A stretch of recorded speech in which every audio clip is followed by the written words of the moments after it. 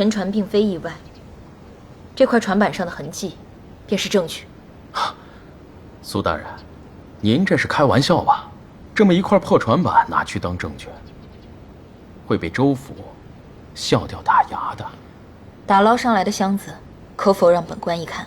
苏大人一定要看，下官自然不敢阻拦。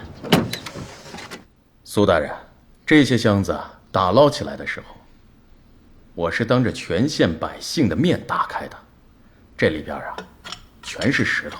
您说，除了龙王他老人家，谁还能够不开锁就把银子取走呢？向来只有人才会装神弄鬼，却总是让鬼神们来担这些罪名。苏大人这话什么意思呀？箱子被调包了。这些箱子可都是打捞队实打实的从河底捞起来的。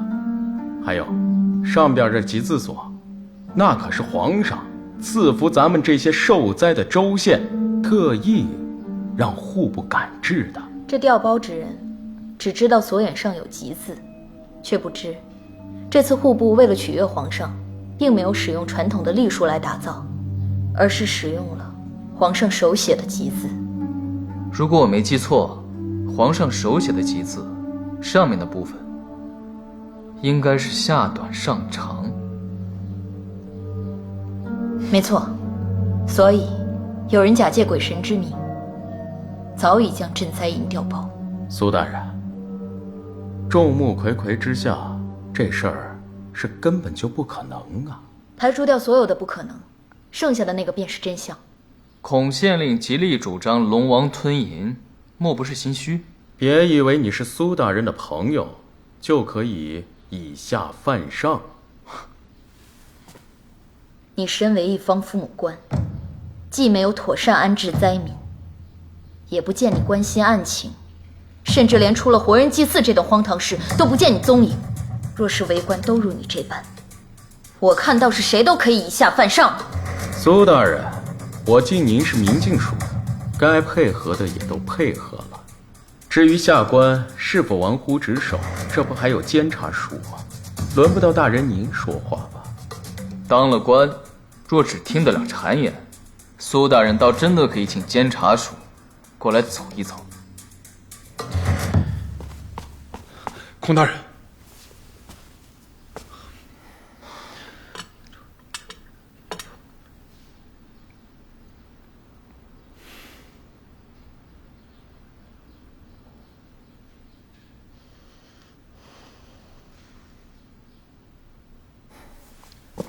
苏大人，这灾银确实是不见了。如果二位有本事，那就问龙王要去吧。下官还有公务在身，告辞。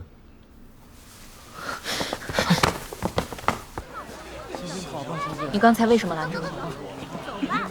你要再和那孔县令争下去，我们就出不了这咸阳的大门。可是，你没注意到他刚才说了什么吗？他刚才说，反正赈灾银早就不在了。你的意思是说，孔县令早就将赈灾银给换走了？所以，现在我们的当务之急是要查出赈灾银是怎么被调包的，银子又去了哪里？这船沉的时候，银子还在船上，拉上来就全都变成了石头。后来村民再次下水的时候，水中也没有银子。打捞过程中，村民都在围观，做不了假。打捞船，这是唯一可以接近银子的渠道。这艘就是当日的打捞船，自从那天回来之后，就再也没有出过港了。那当日负责打捞的人呢？都是衙门的人，不在这儿。这艘船看起来就是一条普通的打捞船，没有什么特别之处。但凡做了，就一定会留下痕迹。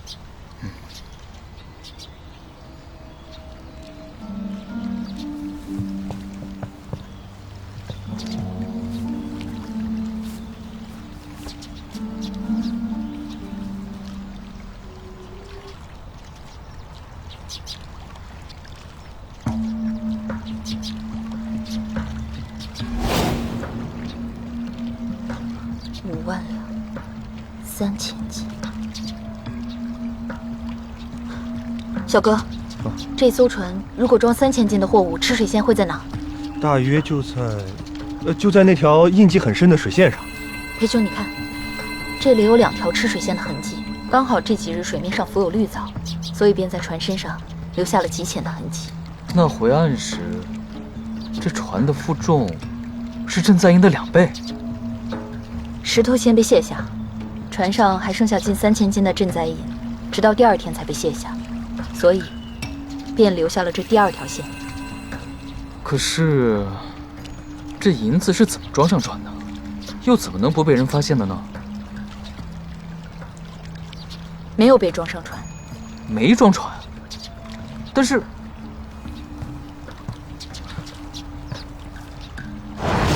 赈灾银是用渔网偷回来的。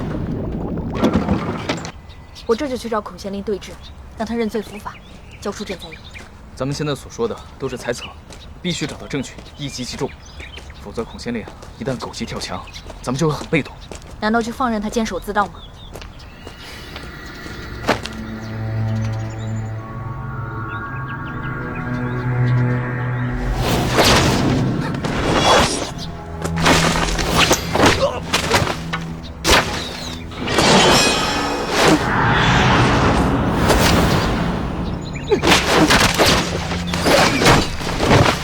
走。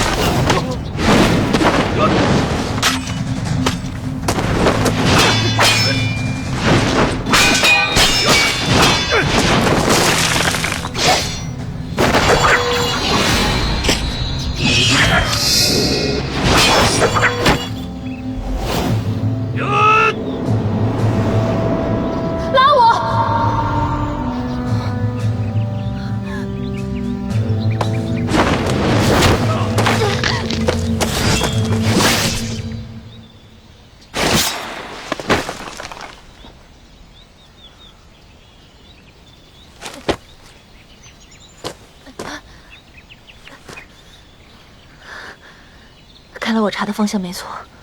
你没事吧？我没事。你眼睛没事吧？没事，回去敷个药就好了。那就好，我们快走吧。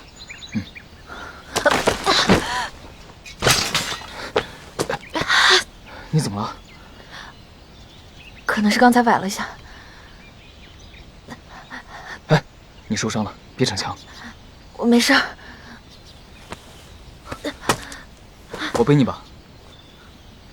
不用，我自己可以。我看不见，还得靠你给我指路呢。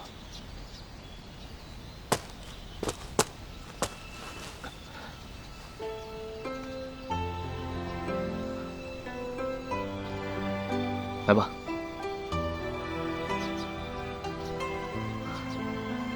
等什么呢？我们一个瞎子，一个瘸子，刚好互帮互助。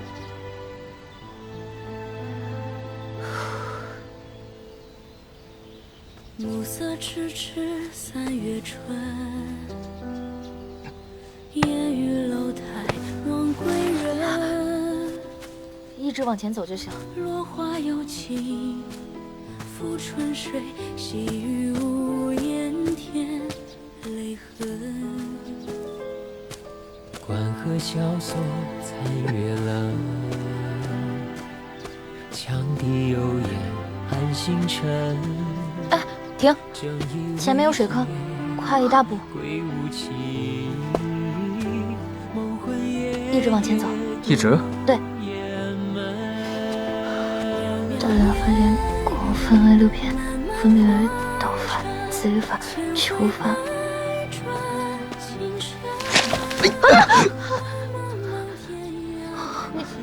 你没事吧？没事。